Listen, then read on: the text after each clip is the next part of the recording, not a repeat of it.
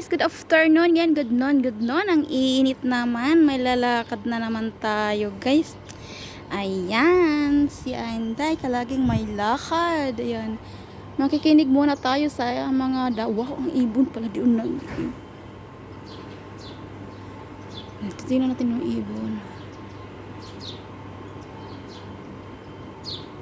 Daming ibon pala. Nangangain sila ng damo. Bunga ng kahoy na yan. Push hello bird. Ang cute niya. Actually, parang may yung ibon doon sa bahay. Yung mag-tweet-tweet lang siya ng mag-tweet-tweet na, oh, siya pala yun. Ay, ang dami nila sa taas din. Ay, may nest po sila.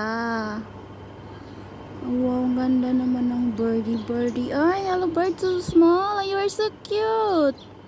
Ay, nako. Yan na naman tayo nito. Libangin ang sarili sa mga ibon. Ang tagal kasi nang hinihintay ko na sana kaya na traffic pa kaya siya. Ayan na. Wala pa rin ang aking hinihintay. But in fairness, ang ganda nito guys. Oh, diba? Ang ganda ng bulaklak. Ayan na naman. Oh, see? Bulaklak. Sobrang enit. Nakakasira ng beauty. Thank you guys.